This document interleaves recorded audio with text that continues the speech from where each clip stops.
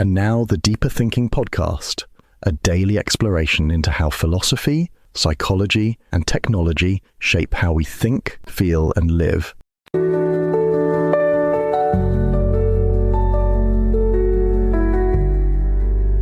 Welcome to the Deeper Thinking podcast. You think you're seeing the world, but you're seeing a story, one you didn't choose, shaped by millions of years of survival pressures. Evolution didn't craft your senses to reveal the truth, it crafted them to keep you alive. A frog doesn't see a fly, it detects motion. A bird doesn't see colour as it is, it sees what helps it forage. And you see what helps you navigate, mate, avoid danger, not what is. This is the unsettling proposition at the heart of evolutionary perception theory. That reality, the full, unfiltered, indifferent reality, is too much. So nature edits, it builds shortcuts, it whispers, here's what you need to know and no more. It creates not a window, but an interface. Like icons on a desktop, your perceptions are symbols, simplified, distorted, functional. A red circle means apple, not atoms. Warmth means trust, not thermodynamics. Donald Hoffman and others have run the numbers. In simulated environments, agents tuned for truth died out. Agents tuned for fitness thrived. Seeing more of reality didn't help, it hurt. The truth was too slow, too complex, too irrelevant. Evolution, it seems, doesn't reward accuracy. It rewards utility. And yet this doesn't mean we're hopelessly lost in illusion. Rather, it reveals a deeper kind of humility. To know that our senses are partial, provisional. To understand that knowledge is not seeing things as they are, but building models that work well enough to act. Even science, our best attempt at objectivity, is a cascade of interpretations, a layered metaphor for what we can't fully grasp. So what does it mean to live inside a useful fiction? It means reality is not what you see, it's what lies beneath the icons. It means doubt is not failure, it's fidelity. It means truth, if it exists, is not something we perceive, but something we reach for through layers of metaphor, experiment, and the slow refinement of error. Maybe the goal was never to see clearly. Maybe the goal was to survive long enough to wonder why we don't. But wonder is dangerous.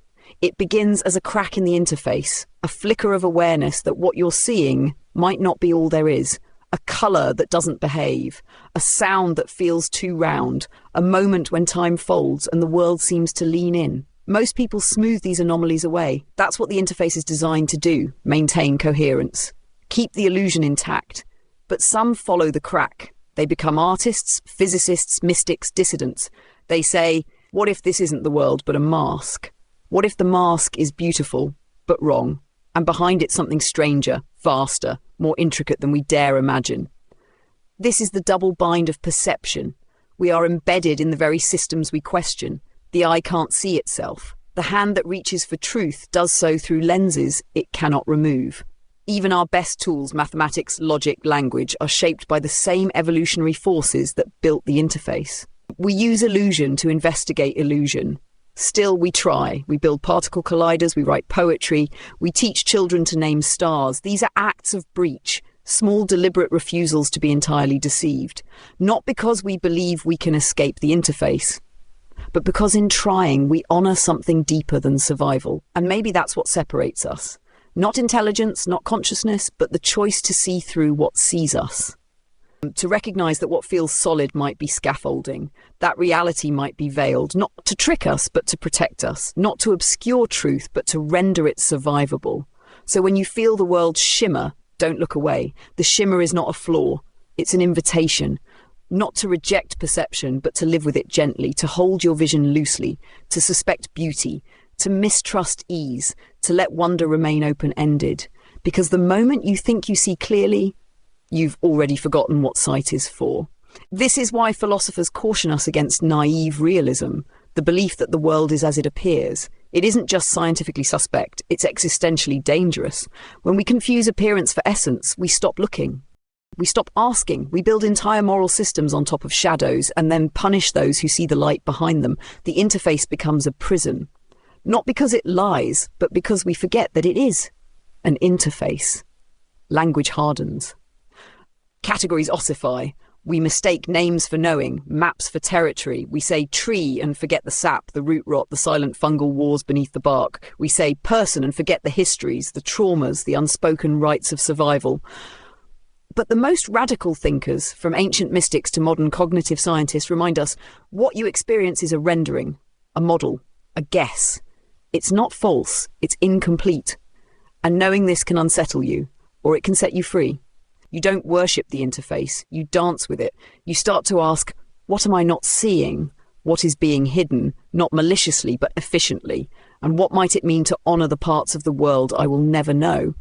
This is not a call to distrust everything, it's a call to dwell in partialness, to accept the limits of perception without collapsing into despair.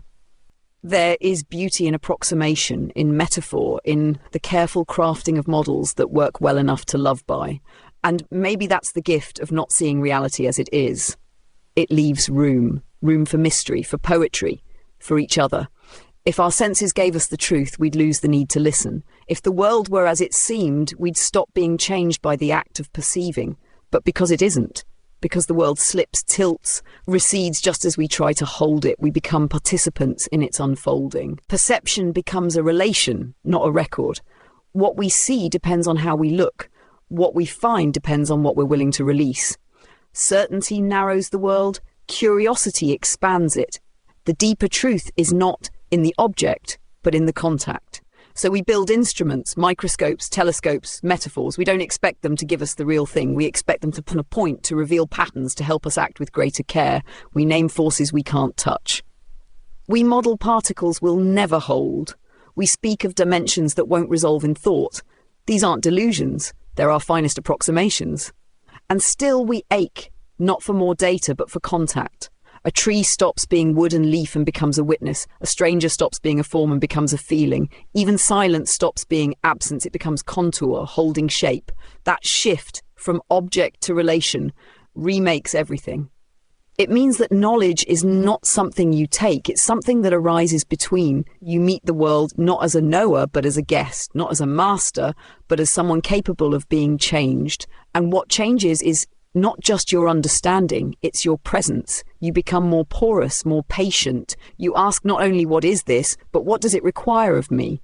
Perception turns toward responsibility, not because you're certain, but because you're aware that certainty conceals. To live like this is not to reject perception. It's to inhabit it differently, with gentleness, with doubt, with the understanding that what you see may be partial, but it is not empty. It points. It gestures, it carries in its incompleteness a kind of invitation, not to solve the world, but to stay in conversation with it. And this is where perception begins to bend toward responsibility.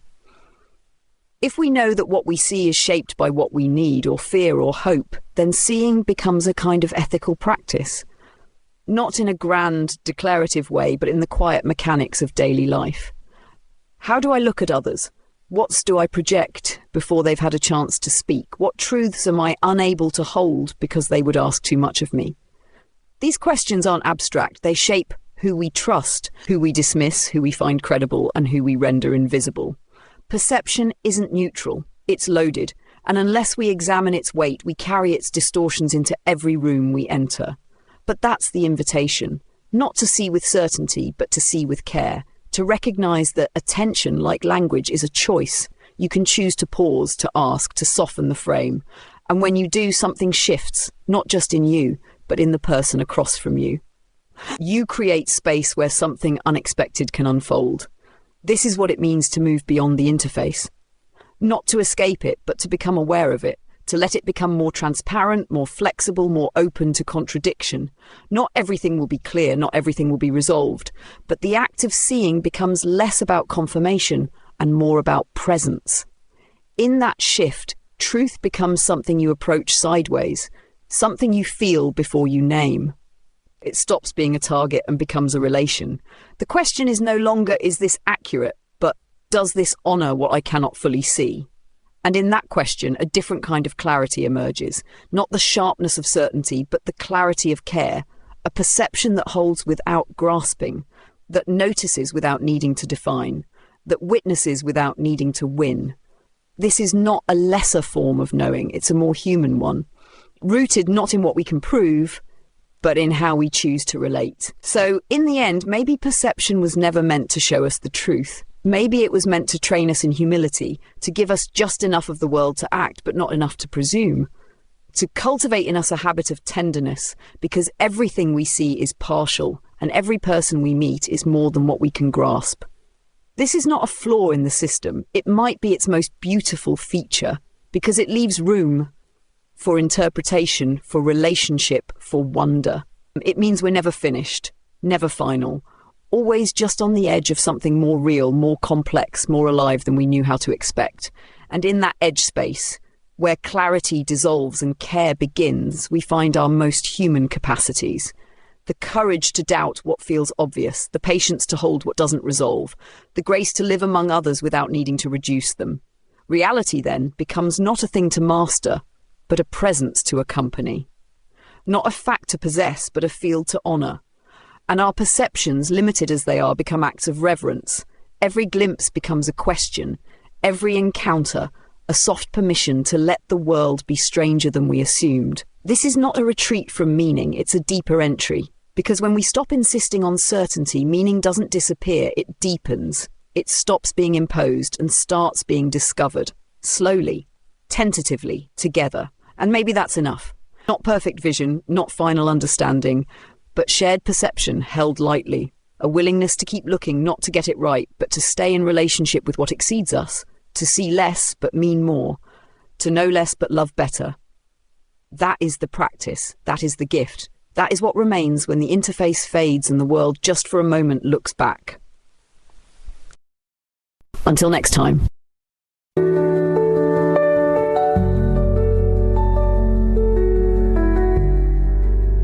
Thank you for listening to the Deeper Thinking podcast. This episode was digitally narrated by Holly, who helps bring our ideas to life. Thank you for your positive reviews on Apple Podcasts. They help us reach more people like you. We also really like reading your comments.